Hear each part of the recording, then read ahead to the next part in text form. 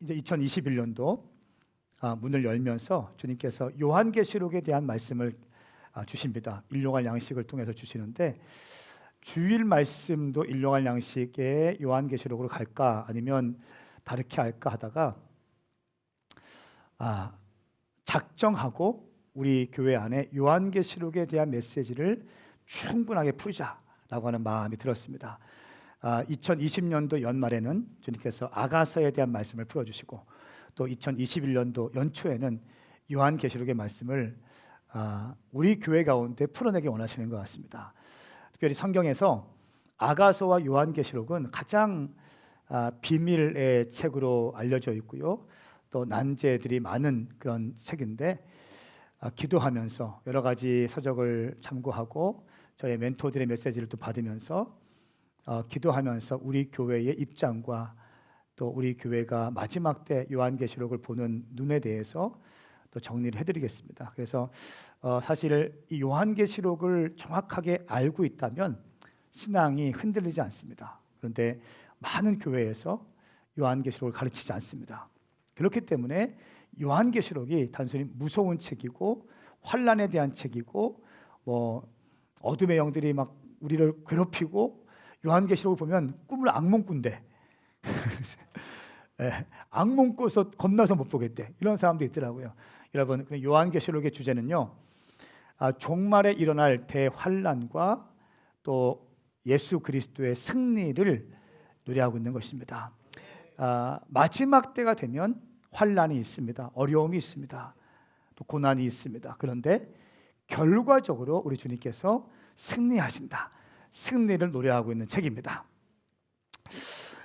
제가 요한계시록 들어가기 전에 좀 서론적인 부분들을 조금 더 말씀드리고 말씀을 나누겠습니다. 우리가 요한계시록을 공부해야 되는 이유가 있습니다. 첫 번째는 요한계시록 1장 1절 말씀에 보시면 예수 그리스도의 계시다 말씀하고 있어요. 요한계시록은 예수 그리스도의 계시입니다. 사도 요한의 계시가 아니라 예수 그리스도의 계시입니다. 그러면서 이것은 반드시 곧 일어난 일들, 자기의 종들에게 보여주시려고 하나님께서 그리스도에게 주신 것입니다. 첫 번째는 예수 그리스도에 대한 계시이고요, 두 번째는 반드시 일어날 일이에요. 할렐루야. 그리고 그리스도께서는 그분의 천사를 통해 자기의 종 요한에게 이것을 나타내 주셨습니다. 예수 그리스도에 대한 계시이고 예수 그리스도의 계시이고 예수 그리스도에 의한 계시인데 반드시 일어날 일이기 때문에 천사들을 통해서 사도 요한, 반모섬에 유배당하고 있는 약 90세 정도 된 사도 요한에게 하나님께서 열어주신 것입니다. 이 예언의 말씀을 또 우리가 공부해야 될 이유는 두 번째입니다. 이 예언의 말씀을 읽고 듣고 지키는 사람들에게는 복이 있다고 말씀합니다. 3절 말씀 우리 함께 읽겠습니다. 시작. 이 예언의 말씀들을 읽는 사람과 듣는 사람들과 그 안에 기록된 것들을 지키는 사람들은 복이 있습니다. 이는 때가 가까이 왔기 때문입니다. 아멘. 예언의 말씀을 읽는 사람, 듣는 사람, 지키는 사람에게는 복이 있다 말씀합니다. 예언의 말씀, 이 요한계시록을 읽는 것 자체가 복이라는 거예요. 말씀을 듣는 것 자체가 복이라는 겁니다. 여러분들 이 말씀을 지켜 행하는 것 자체가 복이라는 것입니다. 그리고 이것은 때가 가까이 왔기 때문이다 말씀하고 있어요. 세 번째, 왜 요한계시록을 우리가 공부해야 되는가 하면 역사의 방향성을 알 수 있고 마지막 때를 준비할 수 있기 때문에 요한계시록을 공부해야 되는 이유인 것입니다. 마지막 때에 대한 인식을 갖기 위해서, 마지막 때에 대한 정확한 눈을 갖기 위해서, 마지막 때를 향한 하나님의 시간표를 알기 위해서는 요한계시록이 필요하다. 그렇기 때문에 요한계시록은 시간이 가면 갈수록 더욱더 중요한 가치들과 진리들을 우리에게 선포할 것입니다. 그리고 결국 마지막 때를 준비할 수 있는 교회, 성도들로 준비시켜 줍니다. 정말 깨어있는 교회, 깨어있는 성도들 되기 위해서는 이 말씀을 읽어야 됩니다. 요한계시록에 대해서 여러분들이 사모하심 있기를 축복합니다. 네 번째는 고난받는 그리스도인들에게 승리의 확신을 주기 위해서 요한계시록이 기록되었습니다. 제가 오늘 주보에 여러분 설교 노트가 기록되어 있습니다. 주보를 보시면 파일로 다 DNA마다 갔을 건데요. 주보를 보시면 이 설교 노트가 다 기록되어 있습니다. 이 노트를 보시면서 메시지를 드시면 아주 좀 잘 조목조목 이해하기 쉬울 것입니다. 당시 로마 제국의 기독교에 대한 핍박이 있었습니다. 그런데 이 크리스찬들이 로마 제국의 핍박을 이겨낼 수 있는 힘이 없었어요.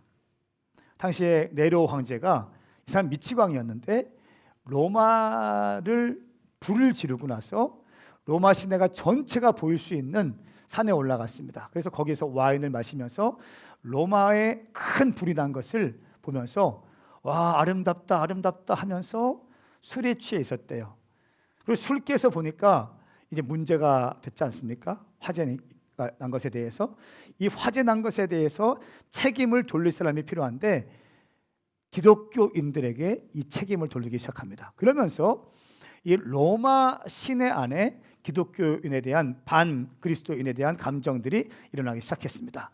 그러면서 크리스찬에 대한 대대적인 핍박이 그때부터 시작되어져요. 그러면서 AD 81년부터 96년까지 로마 황제였던 도미티아누스가 본격적으로 기독교인들을 핍박하기 시작합니다. 왜냐하면 이때부터 가이사가 나의 주님이십니다라고 하는 고백들을 하게 했습니다. 로마 황제 숭배를 일으키면서 로마 황제가 신으로 추앙받으면서 로마 황제 숭배를 요구했습니다. 그때 많은 사람들이, 다른 종교인들은 어떻게 했을까요? 내가 믿는 신도 주님이시고 로마 황제도 신입니다. 또 주님이십니다. 이런 고백을 했는데 우리 크리스찬들의 신앙은 무엇입니까? 유일세상입니다. 다신론이 아니라 유일신에 대한 믿음이에요. 오직 주님만이 왕이십니다. 주님만이 나의 구원자이시고 나의 주님이십니다.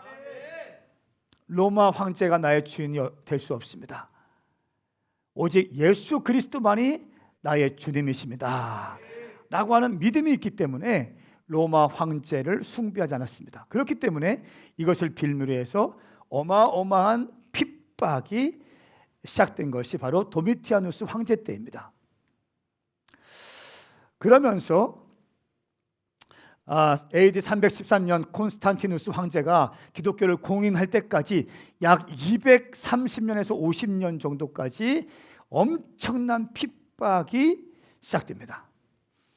우리 주님께서는 사도 요한, 약 90세 어간이 된 사도 요한, 또 반모섬의 유배당에 있는 사도 요한에게 예수 그리스도의 계시를 보여주시는데, 그러면서 고난받고 있는 크리스찬들을 위로하고 격려하시기 위해서 요한계시록이 기록되었습니다.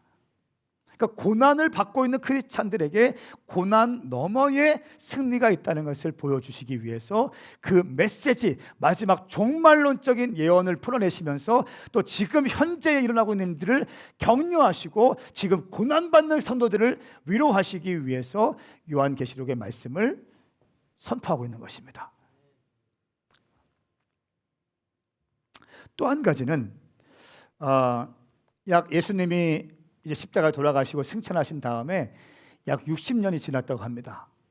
그때 제자들이, 예수를 믿는 제자들이 다 죽었습니다. 60년이 지나갔습니다. 새로운 또 이단들이 태어나기 시작했습니다. 예수님은 신은 맞지만 인간은 아니다, 이런 이단들. 또 예수님이 나를 위해 십자가에 돌아가셨고 내 모든 죄를 걸머지시고 죽어주셨으니까 나는 이제 십자가에서 예수님이 죽어주신 그 순간부터 나는 자유해 라고 하는 논리를 가지고 예수 믿기 전에 이방인의 관습들, 음주가무하고 성적인 타락했던, 또 우상을 숭배했던 모든 것들을 가지고 오면서 내가 예수 믿습니다 하면서 가정교회, 그 당시 초대교회 가정교회였기 때문에 가정교회 다니고 있는 그 예수를 믿는다고 하지만 예수 믿기 전에 삶과 조금도 삶이 변화되지 않는 사람들이 있었어요. 그 사람들에 대한 이야기가 초대교회 교회 시리즈에 나오죠. 그 사람들이 누구였습니까? 니골라당이었어요. 니골라당. 그러니까 이런 이단적인 사상들이 많이 있었습니다. 그렇기 때문에 초대교회 성도들을 바르게 세우고 또 고난받는 성도들을 위로하기 위해서 주님께서는 요한계시록을 쓰셨습니다. 그리고 종국적으로 주의 다시 오심에 대한 메시지를 정확하게 선포하기 위해서 요한계시록이 기록되었습니다. 근데 문제는 뭐냐면 우리가 요한계시록을 너무 두려워한다는 사실, 너무 무서워한다는 사실이에요. 신천지 이단들은 이 요한계시록을 자기 마음대로 자의적으로 해석하면서 하나님의 교회들을 상처 입히고 교회를 깨뜨렸죠. 주의 종들을 개처럼 세뇌시킵니다. 신천지에 갔다 온 사람들은 담임 목사님들을요 개 비스무리하게 여기더라고. 그렇죠? 그렇게 가리켜요. 바벨론이라고. 바벨론에 있는 사람들은 다 정통 교단에 있는 사람들은 다 바벨론이고 자기들만 구원받는 사람이고 거기에 있는 주의 종들 목사님들은 다 개라고 얘기해요. 어쨌든 자 점점 뜨거워질 겁니다. 점점 여러분들 가운데 이렇게 막 거룩한 분노들이 일어날 것입니다. 자 그러면서 제가 이번에 공부하면서 요한계시록을 분류하는 방법이 여러 가지가 있습니다. 뭐 과거, 현재, 미래 이렇게 나누기도 하고요. 가장 일반적인 표현이죠. 그런데 제가 이번에 공부하면서 이 요한계시록은 크게 드라마 형식으로 뮤지컬 형식으로 구성되어져 있다라고 하는 것을 보게 되었어요. 처음과 마지막은 편지로 시작합니다. 처음으로 편지, 첫 인사 편지, 마지막 인사 편지. 그리고 이 편지와 편지 사이에 7개의 뮤지컬로 되어 있어요. 드라마로 되어 있어요. 7막으로 구성되어 있습니다. 첫 번째 1막은 1장 9절부터 3장까지 7교회에 대한 내용입니다. 그러니까 이 고난받는 로마 시대에 이 땅에서 어떤 일이 일어나고 있는지, 이 땅에서 교회들 가운데 어떠한 박해를 받고 있으며 어떠한 일이 있는지에 대한 내용이 1막이에요. 1장부터 3장까지. 2막은 무엇인가? 4장부터 7장까지인데요. 땅에서 무슨 일이 있는가에 대한 내용이 1장부터 3장까지라면 4장부터 7장까지는 하늘에서 그러면 어떤 일이 있는가? 이 땅에서 고난받고 있는 교회들, 성도들의 모습을 보면서 천상에서는 어떤 일이 있는가에 대해서 4장부터 7장까지 기록해요. 그러면서 4장부터 5장까지는 천상의 예배를 기록합니다. 24장로가 나오고요. 또 내생물이 나오고요. 쭉 나옵니다. 그리고 6장부터 7장까지는 이제 7인봉을 떼는 장면이 나옵니다. 그러면서 제3막은 8장부터 11장까지입니다. 7 나팔을 불면서 환난당하는 교회의 모습이에요. 7 나팔이 불려지자 이제 엄청난 고난들이 시작되어지는데 고난 가운데 있는 교회의 모습.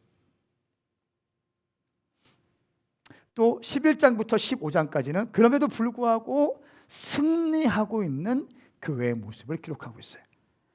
또 15장부터 16장까지는 7 대접의 재앙과 진노가 시작됩니다. 그러니까 7인, 7 나팔, 7 대접이 있죠.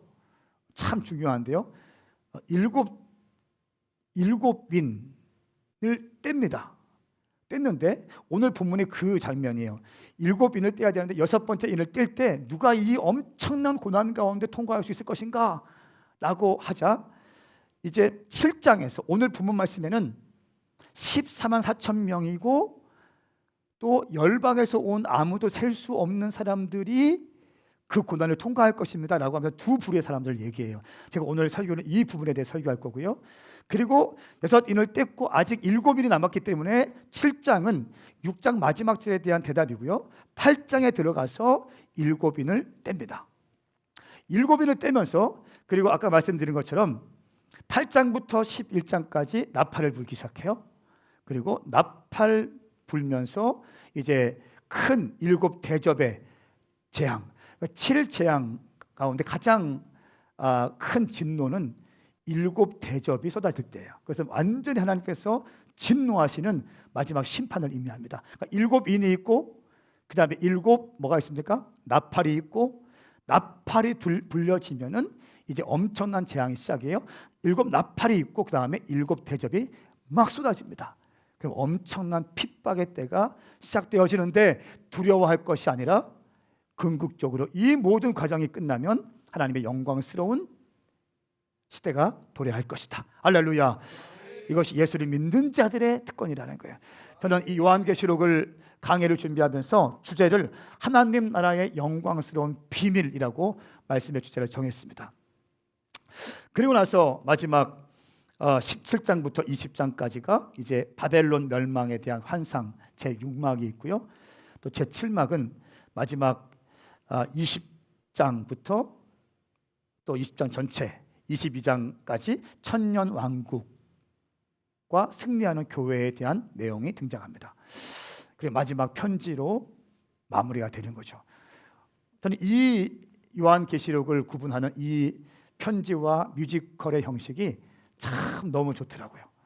지금 사진 찍을 거 없습니다. 파일 다 나갈 겁니다. 네, 오늘 말씀은 요한계시록 7장 말씀이에요. 7장의 위치 중요합니다. 6장에 보시면 6개의 인이 떼어지는데요. 그 마지막 7번째 전에 6번째 인이 떼어질 때 어떤 일이 있었습니까? 엄청난 대재앙이 시작됩니다. 그리고 6장 17절 말씀에 이렇게 말씀을 하고 있습니다. 우리 함께 읽어볼까요? 시작. 이는 그들의 진노의 큰 날이 이르렀기 때문이다. 누가 견뎌낼 수 있겠는가?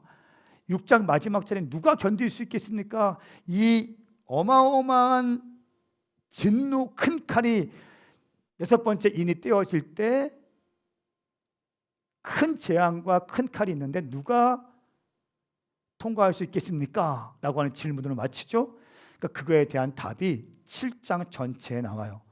먼저 7장은요 1절부터 8절까지는 14만 4천 명을 언급하면서 14만 4천 명이 인침을 받은 사람들인데 그들이 통과할 것이다. 이렇게 먼저는 기록하고 있고요. 두 번째 단락은 9절부터 17절까지의 말씀을 보면 열방에서 온 모든 민족과 나라와 백성과 언약에서 나온 아무도 셀 수 없는 사람들이 흰 옷을 입고 종려나무 가지를 흔들면서 그들이 어린 양에게 경배하는데 그들이 이 어려운 시간들을 통과할 것이다. 그러니까 두 부류가 나오는데 첫 번째는 14만 4천 명이고 두 번째는 아무도 셀 수 없는 큰 무리인데 이들은 열방에서 모든 나라에서 온 사람들이다. 이렇게 성경을 지금 7장은 풀어놓고 있습니다. 여기에 대한 해석이 참 중요한데요. 먼저 우리 한번 7장 3절부터 4절까지 말씀 먼저 읽겠습니다. 이 말씀은 살아계신 하나님 말씀입니다. 아멘. 시작. 그리고 나는 인침을 받은 사람들의 수를 들었습니다. 이스라엘 자손의 모든 지파 가운데 인침받은 사람들이 14만 4천 명이었습니다. 아멘. 아멘.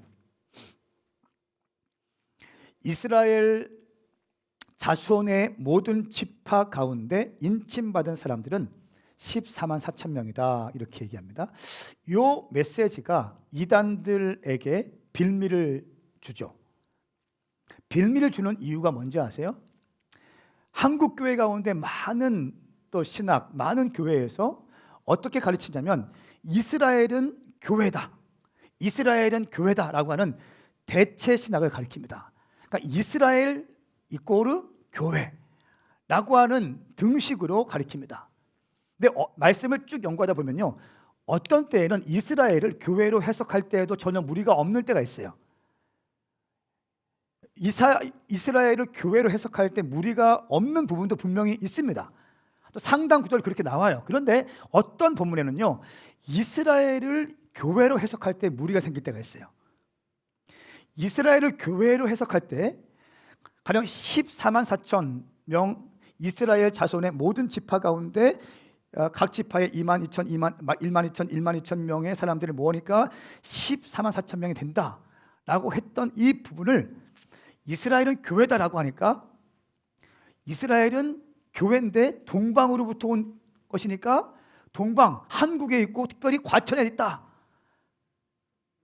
하면서 우리가 14만 4천 명이다. 신천지에 들어오는 사람들만 이 안에 포함될 수 있다 라고 하는 잘못된 이단주의적인 사상들이 풀어질 수 있는 여지를 주는 거예요. 사실 이 말씀은요, 이렇게 해석하지 않습니다. 그러니까 정통적인 방법이 두 가지를 제가 소개해 드리겠습니다. 신학자들이 공통적으로 얘기하는 첫 번째는 대체 신학에 대해서 익숙해져 있는 신학자들은 이스라엘의 12지파, 구약의 12지파, 신약의 12사도를 의미하죠. 그래서 이 구약과 신약, 신구약의 모든 믿는 자들 하면서 모든 예수를 그리스도로 고백하는 사람들의 상징인 14만 4천 명이 모든 예수 그리스도를 믿는 사람들을 대표하는 표이다, 숫자이다, 이렇게 얘기합니다. 그리고 또 한 부류 사람들은 그렇게 하기에는 무리가 있습니다. 왜냐하면 7장 전반부 3절과 4절 말씀에 14만 4천 명을 얘기한 다음에 다시 9절부터 흰옷 입은 어린 양들을 얘기할 때 열방에서 오고 각 나라와 민족과 족속들이 아무도 셀 수 없는 흰옷을 입은 사람들이 나옵니다. 그리고 이 7장의 위치는 6장 마지막 절의 질문, 이 6번째 인이 떼어질 때 큰 환란의 칼이 임했을 때 누가 능히 견딜 수 있겠습니까? 라고 했던 질문이고, 바로 7인이 나오는 것이 아니라 7장의 위치는 그 질문에 대한 답이 나와 있습니다. 잘 따라오고 계시죠? 그리고 7장의 전반부에는 이스라엘, 분명히 이스라엘 자손의 모든 지파 가운데 인침받은 사람들 14만 4천 명이나 나와 있습니다. 그렇기 때문에 이 흰옷을 입은 사람들이 또 나와 있기 때문에 모든 믿는 사람들이라고 보기 힘듭니다. 차라리 뒤에 나오는 모든 민족과 족속과 방언에 아무도 셀 수 없는 많은 사람들, 흰옷을 입은 사람들이 예수 믿는 모든 사람들을 의미한다고 봅니다. 그리고 이스라엘에서 각 지파의 가운데 인침받은 14만 4천 명은 이스라엘 땅에 있는 유대인들이었지만 이방인들의 부흥과 이방인들의 회심을 통해서 엄청난 부흥을 통해서 식이 나게 하셨다는 하나님의 말씀처럼 우리가 죽인 예수 그리스도가 메시아이구나 라고 하는 깨달음을 얻고 대대적인 회개운동이 일어나면서 이스라엘 땅 가운데 부흥이 일어나고 또 유대인들 가운데 회개운동이 일어나면서 메시아닉 주, 유대인 가운데 예수를 그리스도로 고백하는 어마어마한 사람들이 일어날 것이다 라고 하는 또 믿음이 있는 것입니다. 그런데 이 사람들 가운데서도요, 메시아닉 주가 14만 4천 명이 될 것이다 이렇게 믿는 사람도 있습니다. 정확하게 숫자적으로. 근데 어떤 사람들은 메시아닉 주가 14만 4천 명이라고 보는 것은 이것은 상징적인 완전 이스라엘의 구약의 완전 12, 또 신약의 12, 구약의 12지파, 신약의 12지파 모든 것을 완전하게 보는 그 완전수에 대한 의미이지 꼭 수가 14만 4천 명은 아닐 것이다 이렇게 보는 사람도 있습니다. 그러니까 저의 관점은 무엇인가?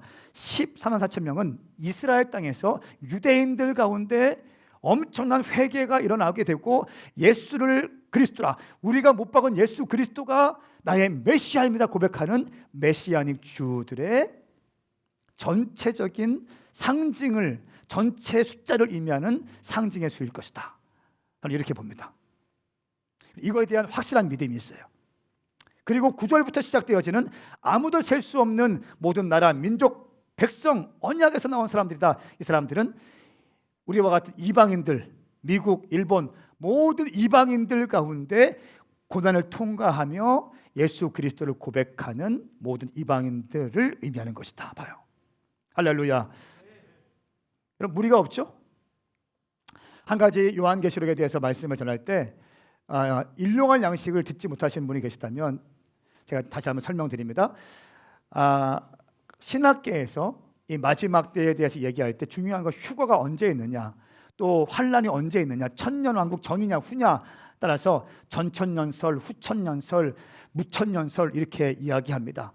각자의 입장이 다르지만 입장이 다르다고 해서 이단이라고 정지하진 않아요. 그러니까 무천년설도 있고 어거스틴과 깔뱅과 루터들, 장로교 통합 측의 장신대의 배경에 있는 사람들은 대부분 무천년설을 주장합니다. 왜냐하면 이 장로교의 선구자였던 또 어거스틴, 또 루터, 깔뱅, 찌빙글리 이런 사람들이 이 무천년주의를 강조했기 때문에. 그런데 놀라운 사실은 어거스틴 이전에 있던 초대교회 학자들은요 거의 다 전천년설이었어요. 무엇입니까? 고난을 통과해야 된다는 거예요. 고난을 통과한 다음에 천년왕국이 일어난다. 저의 입장은 그런 입장이에요. 성경을 봐도 고난이 통과된 다음에 주님 오시는 거예요. 아멘. 여러분 지금 이 코로나 바이러스나 이런 모든 인구의 재앙들 이런 게 다 고난 아닙니까? 고난이라는 거예요. 그런데 중요한 것은 우리는 이런 입장인데 우리는 다릅니다 해서 이단입니다 정지하고 이러는 건 아니라는 거예요. 이단들이 이단으로 평가를 받는 이유는요, 제가 뒤에 설명드리겠습니다. 이 14만 4천 명이 이스라엘의 유대인 메시아닉주 또 열방의 예수 믿는 사람들 상관없습니다. 어떻게 보든 상관없어요. 학자들마다 다르고 교파마다 다 달라요. 그런데 신천지는 어떻게 가르치냐면 이렇게 가르칩니다. 아무도 전 세계에서 오는 아무도 셀 수 없는 사람들이 흰옷을 입고 나오는데 이 사람들이 신천지라고 믿어요. 신천지는 주일날 검은색 바지에 흰색을 입고 다닌다고 제가 들었어요. 아마 이런 의미일 겁니다. 잘은 모르겠지만. 그런데 이 사람들 가운데서도 신천지인 가운데서도 뭔가 14만 4천 명에 들어가기 위해서 열매가 있어야 되고요, 천국의 자리를 준비해야 되고요, 그렇게 하기 위해서 열심을 내야지, 열매가 있어야지 14만 4천 명에 들어갈 수 있다고 가르칩니다. 첫 번째는 사람들이 별로 없을 때는 이 14만 4천 명에 들어가자라고 하면서 우리가 신천지가 들어가다, 신천지만 이 안에 들어갈 수 있다 이렇게 가르칩니다. 그리고 이제 약 20만 명이 되니까 어떻게 가르칩니까? 우리는 흰옷을 입은 사람들이고 제사장 역할을 하기 위해서는 14만 4천 명에 들어가야 되고, 이렇게 하기 위해서는 뭐 열매도 있어야 되고 뭐도 있어야 되고 뭐도 있어야 된다. 그러니까 신천지인들이 이 가운데 들어가기 위해서 그렇게 노력하고 있는 겁니다. 왜 이렇게 가르치느냐? 내가 이 14만 4천 명에 들어가게 가서 열방을 통치하는 제사장이 되기만 한다면 나의 가족들까지도 흰 무리 안에 구원받게 될 것이다 가르쳐요. 나의 가족들도 이 흰 무리들, 모든 나라와 민족과 족속과 언어에서 아무도 셀 수 없는 사람들, 흰옷을 입고 도녀나무 가지를 흔들고 있는 이 사람들 안에 내가 제사장이 되면 우리 부모도 우리 자녀들도 구원받은 백성 안에 포함된다 이렇게 가르칩니다. 그렇기 때문에 지금 부모님이 내가 신천지에 속해서 활동하는 것을 이해를 못한다 할지라도 집을 나오고 부모님을 때리고 하는 이유가 이런 이유예요. 그렇게 어머니가 울면서 신천지 나와라 나와라 거기는 저주받는다 라고 해도 안 나가고 집을 갖추라는 이유가 뭡니까? 지금 엄마가 몰라서 그래, 아빠가 몰라서 그래, 이 비밀을 몰라서 그렇다고. 내가 14명에 들어가기만 한다면 우리 어머니는 지금 마음 아파서 울고 있지만 내가 들어가기만 한다면 우리 부모님은 흰옷을 입은 무리 가운데 들어갈 수 있기 때문에 지금은 마음은 아프지만 영원한 세계를 위해서 지금의 고난쯤이야 감수하리라. 이런 잘못된 가르침 때문에 부모도 보이지 않고 남편도 보이지 않는 겁니다. 그러니까 이혼하고 깨지고 집이 풍지박산 나는 거죠. 신천지는 신일, 합일, 육체, 영생 교리가 있습니다. 말씀드린 것처럼 이 하늘의 영에 있던 예수님과 예수님의 12제자 그리고 순교자들 14만 4천 명이 하늘에 있는데 그들의 영이 이 땅에 있는 신천지의 포함되어 있는 신천지 교인들의 육체와 합쳐진다고 해요. 지금 하늘에 있는 14만 4천 명 예수님과 12사도와 또 많은 순교자들의 영이 이 땅에 있는 신천지의 육체와 합쳐진다. 신일 합일이 일어나서 그때에 어떤 일이 있는가? 이렇게 합일이 되면 1000년 동안 육체의 영생을 누린다고 믿고 있습니다. 이게 영생교리예요. 그렇기 때문에 축자 사자 뛰는 거예요. 일주일에 4번씩, 하루에 3시간, 4시간씩 그냥 헌신하는 겁니다.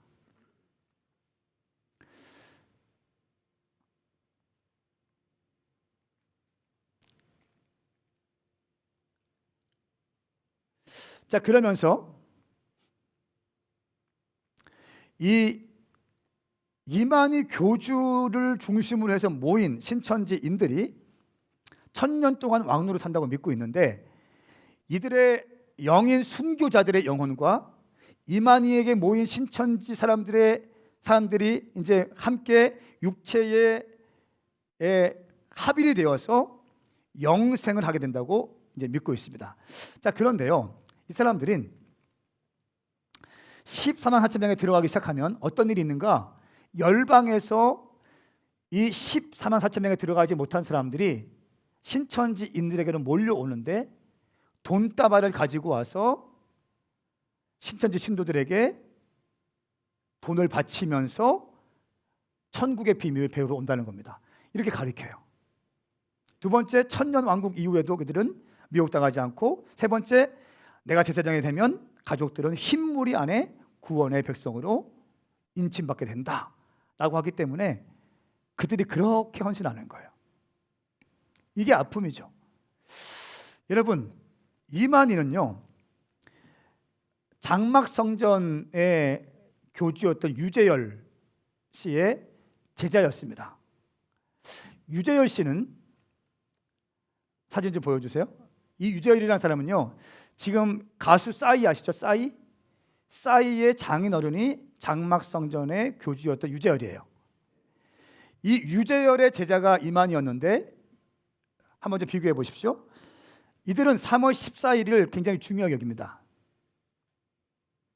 하나님의 계시에 따른 성탄절이라고 얘기합니다. 그래서 이만희의 신천지 집단의 창립 기념일이 3월 14일. 자, 그리고 두 증인이라고 합니다.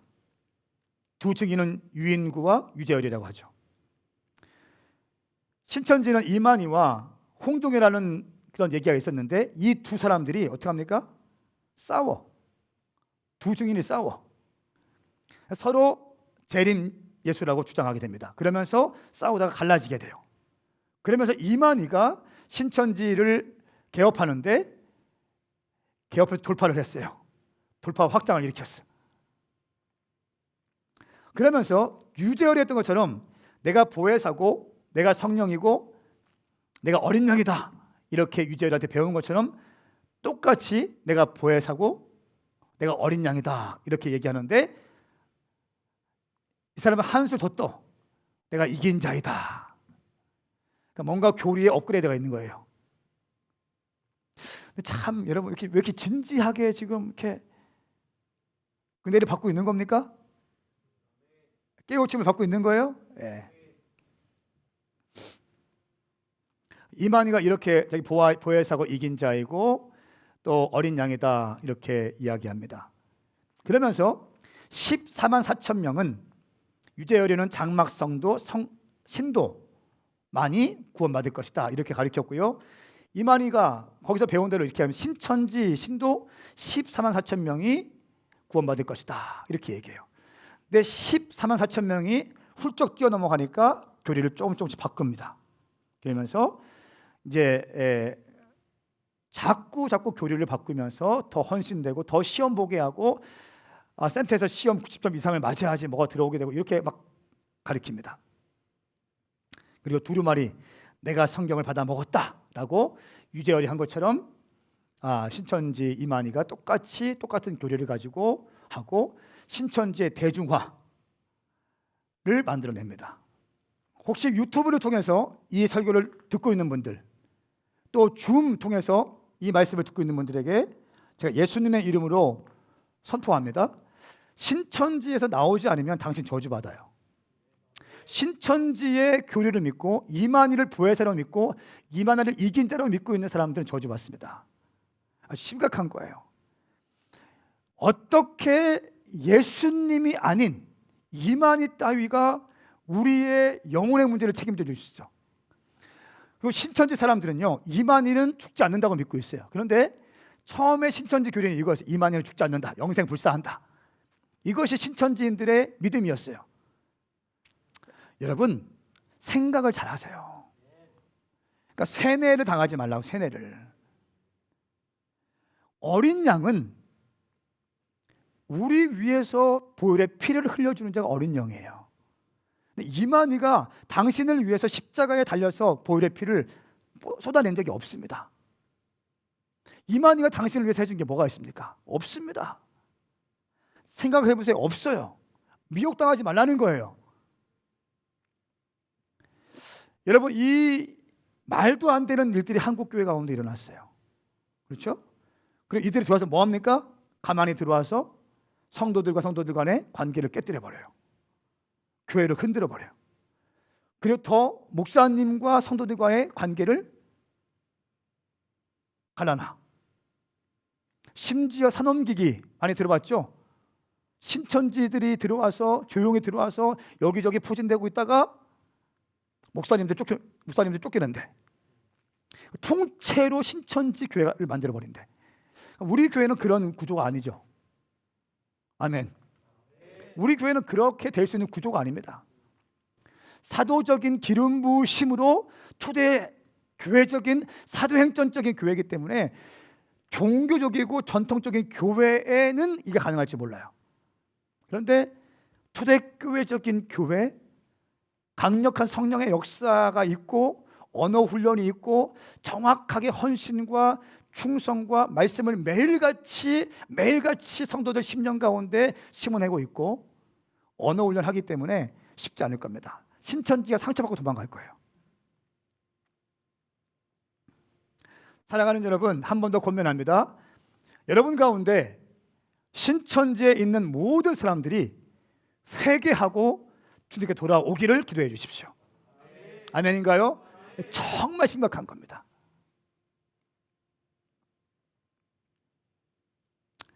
자, 7장 3절과 4절 말씀을 제가 설명드렸습니다.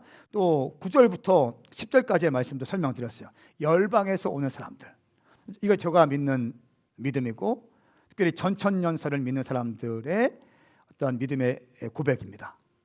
이런 것들은 다름에 대한 문제이기 때문에 전혀 문제가 되지 않아요. 자, 그러면서 그들이 어떠한 고백을 하는가, 어떻게 경배를 합니까? 10절, 11절 말씀, 12절까지 말씀 함께 읽겠습니다. 시작. 우리 하나님과 어린 양에 속한 것입니다. 그때 모든 천사들이 보좌와 장로들과 내 생물 주위에 둘러서 있다가 보좌 앞에 엎드려 얼굴을 땅에 대고 하나님께 경배하며 말했습니다. 아멘. 찬송과 영광과 지혜와 감사와 존귀와 능력이 우리 하나님께 영원토록 있기를 빕니다. 아멘. 아멘. 자, 흰옷을 입은 자들, 흰옷은요 고난을 통과한 믿음의 정결을 지킨 그리스도인들을 의미합니다.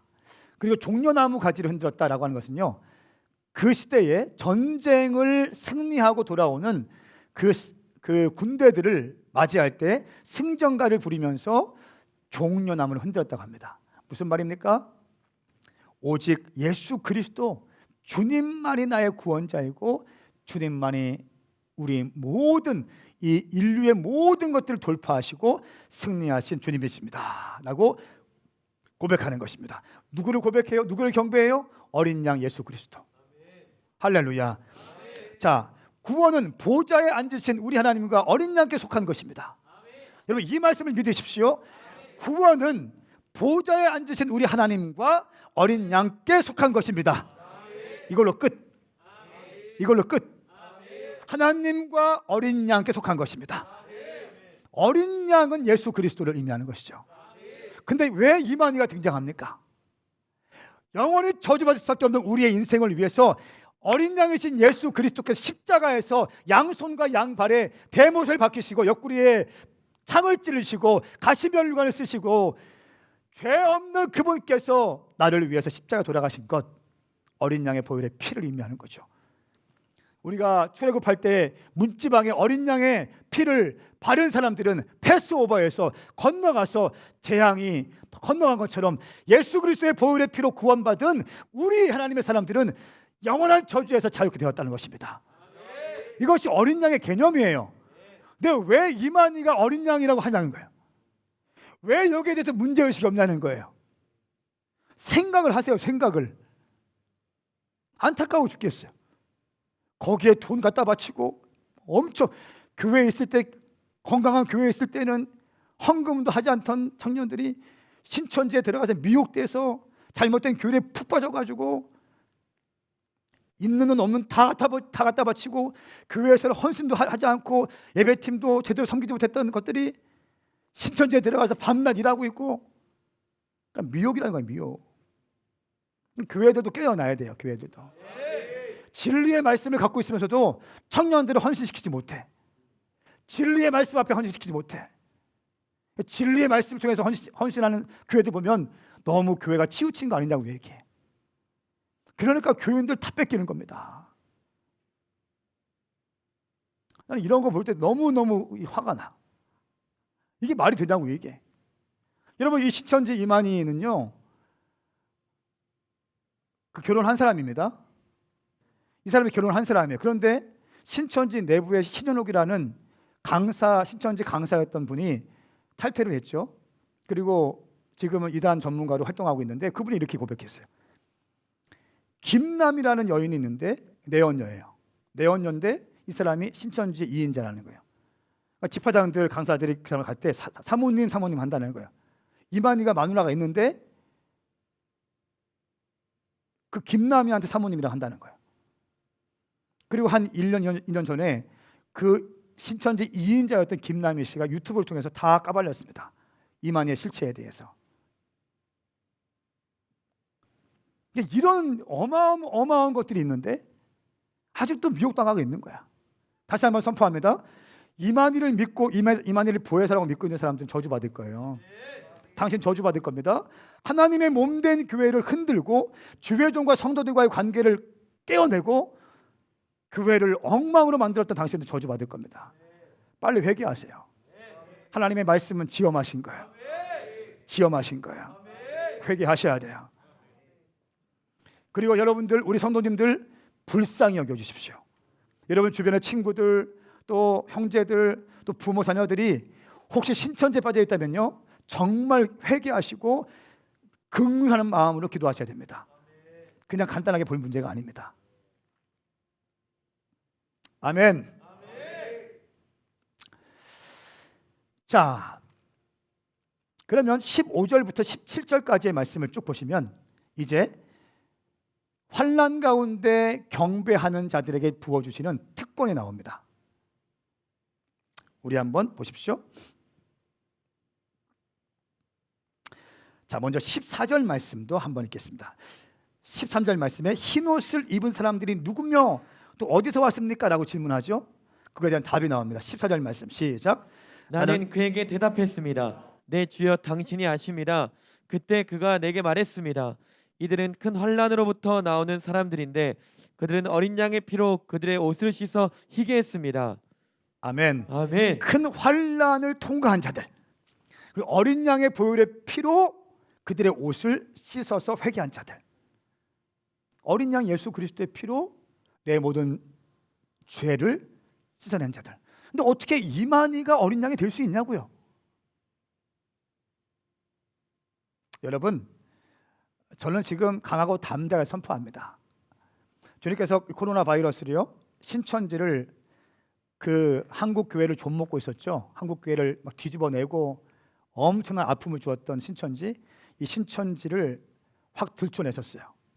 들춰내시면서 신천지 가운데 엄청난 어려움을 만들게 하셨어요.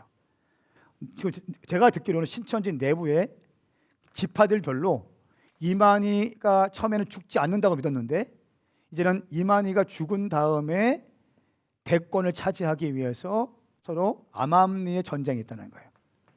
그리고 교리를 변개하면서 이제 이만희가 유재열을 버린 것처럼 그 내부에 있는 사람들이 이만희를 슬슬슬슬 이제 밀어내고 있고요. 새로운 어떠한 대권을 차지하기 위해서 운동이 있다는 얘기 들었습니다. 속지 마시라는 거예요. 어린 양은 예수 그리스도 한 분이십니다. 제가 볼 때 이것이 막 이게 울분이 나는 거예요. 울분이. 교회들은 뭡니까? 신천지에 대해서 신천지 이렇게 요한계시록 파고 있는데 자기 나름대로 교리를 만들어서 신격화하고 돈 빼앗고 막 하고 있는데 젊은이들의 인생을 막 유린하고 있는데 한국 교회는 뭡니까? 맨날 사랑만 얘기하고 할렐루야 뭐 이런 거 얘기해. 헌신을 얘기하지 못해. 예수 그리스도 너를 위해서 생명 주신 예수 그리스도를 위해서 너의 젊음을 들여보는 것을 어떻게 했느냐? 더 나은 삶이 있다.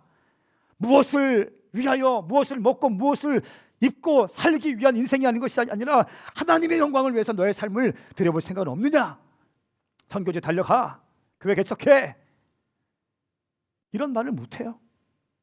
안타깝습니다. 우리 교회 가운데 부흥이 되고 우리 교회 가운데 헌신자가 일어난 이유가 뭔지 아세요?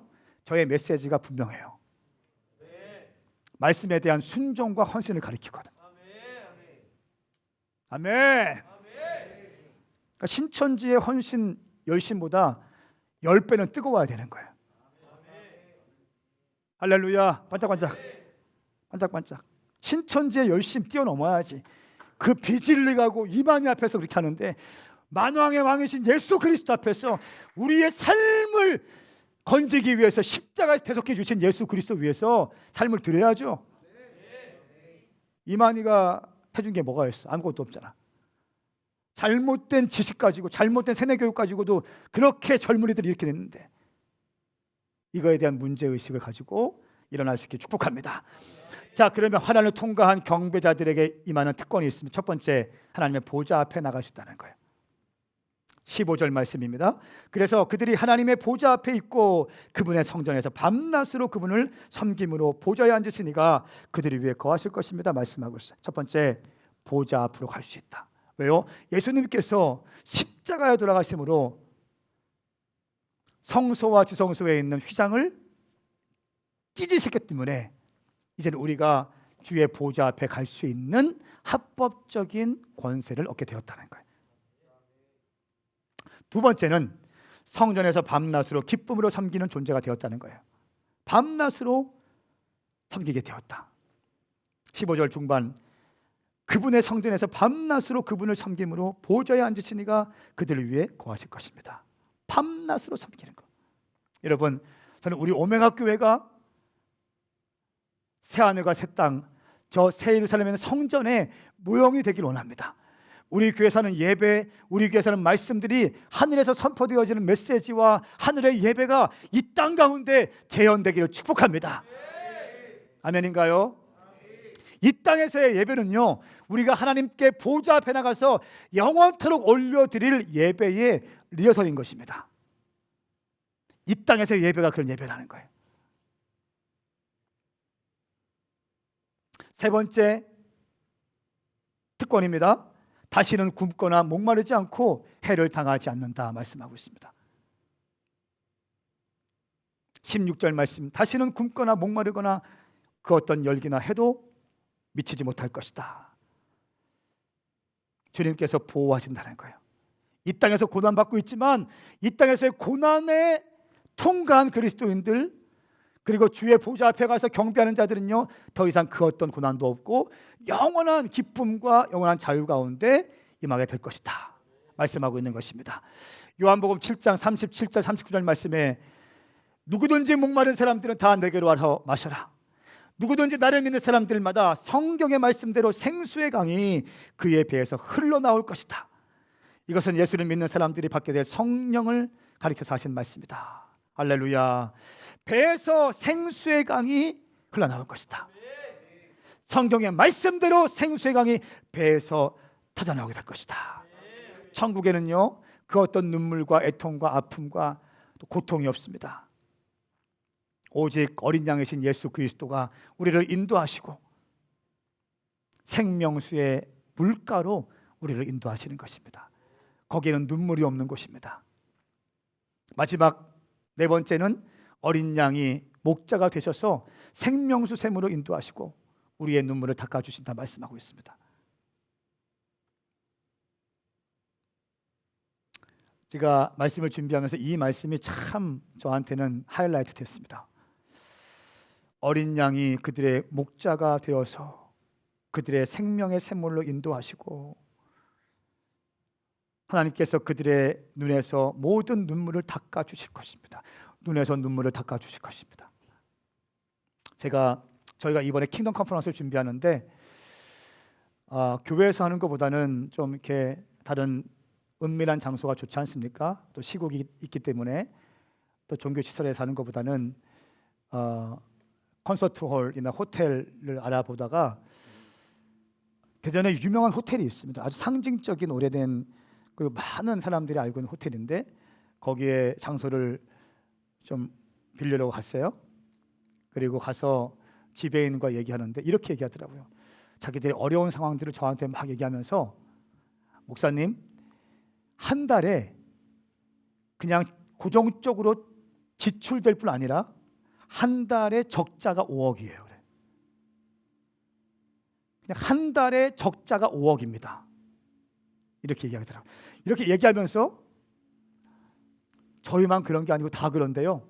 특별히 어떤 호텔을 이름을 얘기하면서 그 호텔은 지금 임시 폐업 중인데 거의 폐업될 것 같아요. 이렇게 얘기해요. 실제로 가보니까 폐업되어 있더라고요. 그 호텔은요, 성시화에서 임원들 모여서 회의할 때 자주 가는 호텔이었어요. 그 호텔이 임시 폐업되어 있고 한 호텔은 5억의 마이너스. 또 어떤 수양관에 갔습니다. 수양관에 가니까 이렇게 말씀하시더라고요. 한 달에 고정적으로 나가는 비용이 2천만 원입니다. 2천만 원. 고정적으로 나가는 비용이 2천만 원입니다. 수입이 없다는 거예요. 그걸 보면서 또 대전역 일대를 쭉 돌아보면서 사역자들과 함께 봤습니다. 건물이 텅텅 비어 있어요. 거의 유령도시가 되어갑니다. 유령도시가 되어가요.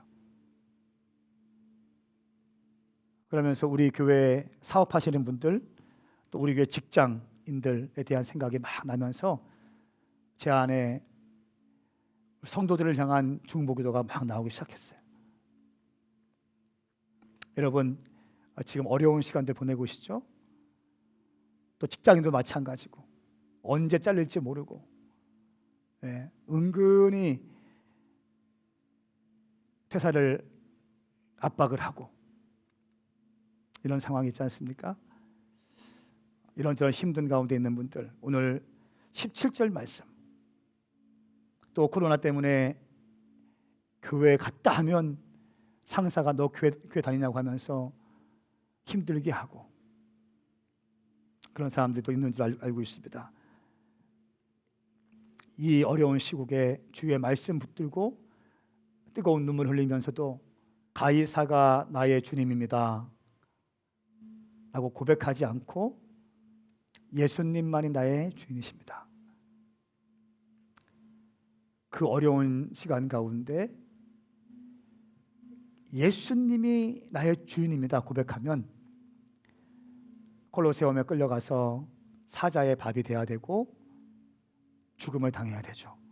또 함께 예배하던 가정교회 사람들이 그 믿음 지키다가 끌려가서 사자의 밥이 되는 것을 뻔히 알고 있고 보았음에도 불구하고 나의 부모가 예수 믿음 지키다가 순교하는 것을 뻔히 보았음에도 불구하고 나의 어린 아들, 딸들이 그렇게 사자의 밥이 되는 것을 뻔히 보았음에도 불구하고 예수 믿음 지켰던 초대교회 성도들, 그 성도들과 같이 예수님 신뢰하면서 이 땅에서의 고난의 길 믿음으로 통과하는 사람들, 여러분에게 주님께서 어린 양이신 예수 그리스도가 여러분의 목자가 되어주실 것이고 생명의 샘물로 인도하실 것입니다.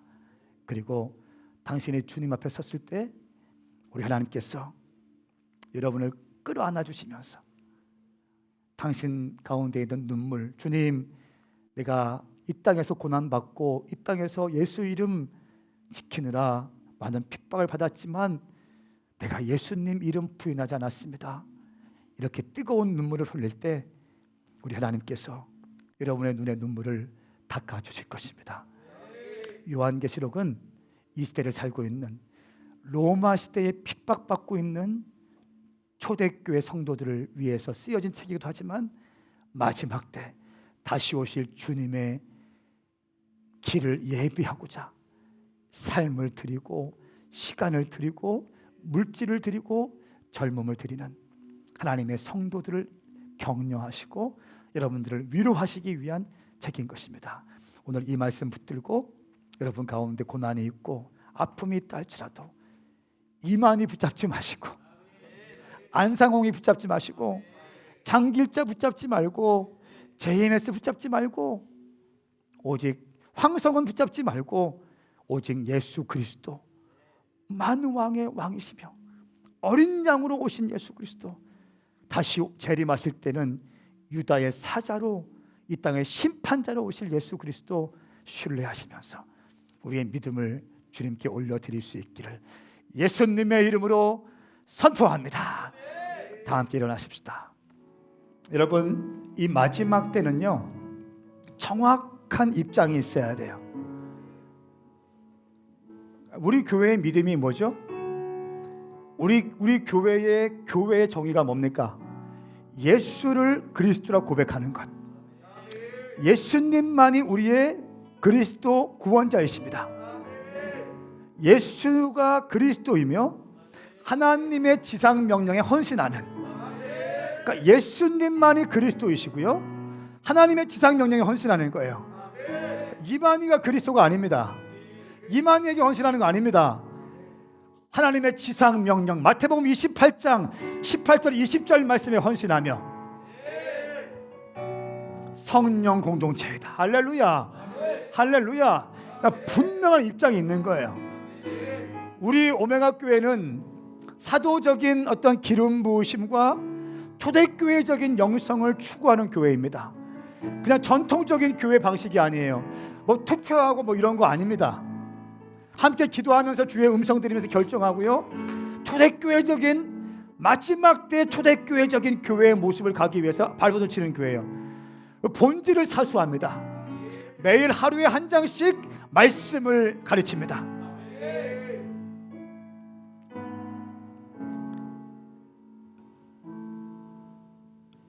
마지막 때는 교회에 대한 정확한 여러분들의 입장이 있어야 돼요. 오늘 제가 알고 있습니다. 많은 교회들이 사고치고 또 이런저런 뉴스에 보도되면서 30대, 40대 혹은 20대 이 젊은 사람들이 교회에 대해서 회의적이에요. 저는 이것을 어떻게 보냐면 맞아요. 교회가 잘못한 게 많습니다. 교회가 잘못한 게 맞아요. 성적인 문제도 많이 있었고 재정적으로 불투명한 것도 많이 있었고 특히 대형교회를 중심으로 해서 엄청난 것들이 있는 것도 맞아요. 그런 것 같아요. 그런데 이 땅에 있는 모든 교회가 그런 거 아니에요. 제가 알고 있는 교회들은 건강한 교회가 너무나 많습니다. 대형 교회지만 건강한 교회가 있어요. 작은 교회라서 건강 그런 거 아닙니다. 어둠의 영들이 심어주는 게 뭔지 아세요? 작은 교회는 건강한 교회, 큰 교회는 싹군 교회, 이런 프레임을 만들어놔. 그렇죠? 생각해 보세요. 작은 교회는 뭔가 성경적인 교회, 큰 교회는 뭔가 바벨론 같은 교회. 잘못된 어떤 프레임을 만들어 놓습니다. 그러면서 한국 교회에 대해서 막 욕을 합니다. 그리고 신천지로 가. 아니 할 말이 없어. 할 말이. 가나안 성도로 있다가 신천지에 가서 거기서 헌신하고 있어. 이게 말이 되냐고요. 이게 복음이 없는데. 오늘날 한국교회가 얼마나 많은 신천지 때문에 얼마나 많은 상처를 입었습니까? 많은 주의 종의 눈에서 피눈물 났습니다. 많은 교회들이 성도들이 뿔뿔이 흩어지고 주의 종들이 쫓겨나서 엄청난 상처를 입은 것이 신천지 때문에 그런 거예요. 저는 우리 오메가 교회 성도들 가운데 신천지가 있으면 용서하지 않을 겁니다. 여러분 잘 들으세요. 그러니까 신천지들은 특징이 있어요.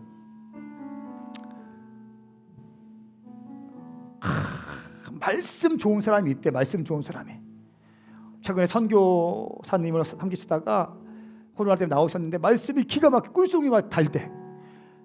그래서 하는 말이 우리 황 목사님도 말씀이 너무 좋지만 가끔 목사님은 너무 가슴을 후벼 팬다고 막 너무 전곡을 찌른다고 하면서 그때는 좀 나도 힘들지 않냐고 지금 나 위로받고 싶은데 황 목사님은 그냥 냅다 지르기만 한다고 우리 목사님이 너무 좋은데 한 가지가 너무 좀 안타까운데 그 선교사님은 그것들을 채워줄 수 있는 분이라고 하면서 쉿 비밀이야 혜인아 쉿 비밀이야. 너의 젊음을 윤택하게 해줄 분이 계셔. 근데 아무한테 말하면 안 돼. 알았지? 그러고서 가만히 데려갑니다. 혹은 혜인아 너 지금 힘들지? 인생이 힘들지? 너 지금 기도가 필요해. 우리 교회는 너무 뜨겁기만 한 것 같아. 맨날 열방만 구하지.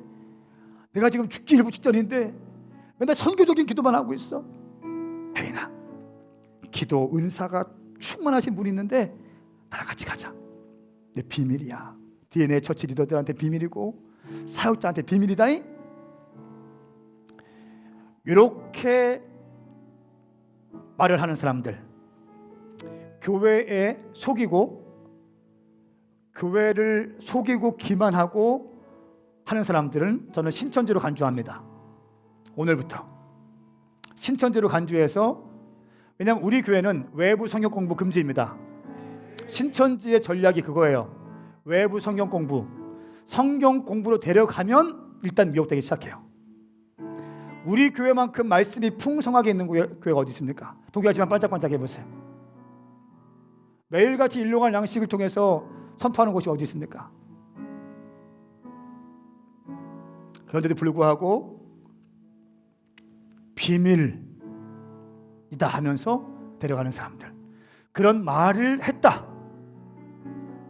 여러분들은요 지체 없이 담당 커뮤니티 사역자한테 찾아가십시오.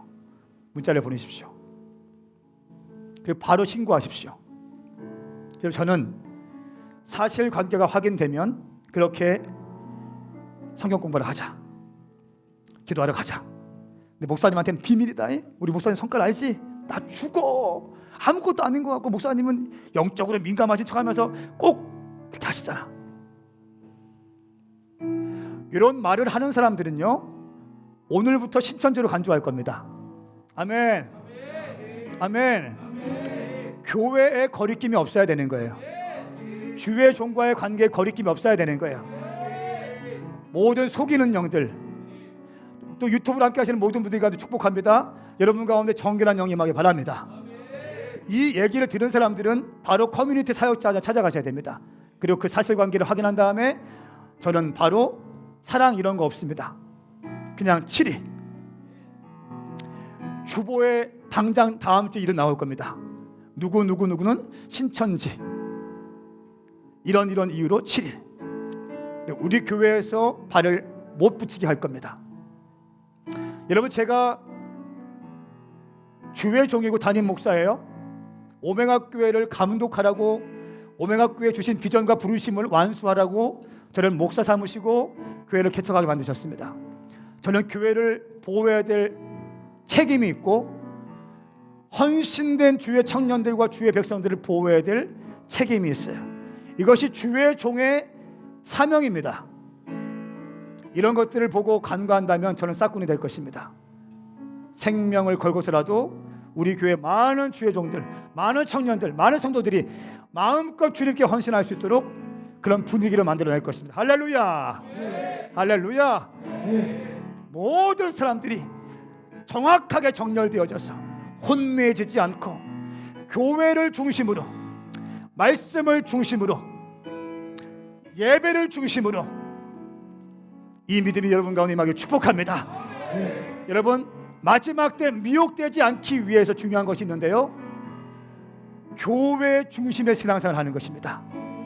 아멘입니까? 말씀 중심의 신앙생활을 하는 것입니다. 우리 두 손 번쩍 들고, 주님, 우리 마지막 때를 살고 있는데 이 믿음으로 살게 하여 주시옵소서. 교회를 중심으로 살게 하여 주시옵소서. 말씀을 중심으로 신앙생활하게 하여 주시옵소서. 내가 끝까지 거룩하게 주의 길을 예비하게 하여 주시옵소서. 주의 이름 부르고 기도합니다. 주여, 주여, 주여. 하나님 아버지, 우리가 말씀을 제대로 보게 하여 주십시오. 영이 미혹되지 않게 하여 주시옵소서. 어린 양 예수 그리스도 한 분이십니다. 신천지 집단에게, 하나님의 교회 집단에게, JMS 구원파 이런 모든 집단에게 우리의 영이 빼앗기지 않게 하여 주시옵소서. 오직 예수 그리스도, 예수님만이 나의 구원자이시며 나의 전부이십니다. 예수님이면 충분합니다. 예수의 복음이면 충분합니다. 이 절대적인 믿음이 우리 교회 성도들 가운데 부어지게 하여 주시옵소서. 오늘부터 시작되어지는 하나님 나라의 영광스러운 비밀, 이 요한계시록 강해 설교, 또 매일같이 내일부터 시작되어지는 이어지는 8장 말씀, 9장 말씀, 계속 말씀이 시작되어질 때 성도들 가운데 요한계시록이 입체적으로 보이게 하시고 정확하게 말씀들이 내 심령 가운데 심겨지게 하여 주시옵소서. 예수 그리스도의 계시라, 예수 그리스도에 대한 계시라, 예수 그리스도에 의한 계시라, 말씀의 주인공을 예수님으로 모셔드리게 하여 주시옵소서. 감사드리며 예수님의 이름으로 선포하며 기도하옵나이다. 아멘. 아멘. 할렐루야. 그렇게 인도하실 주님을 찬양합니다. 아멘. 아멘.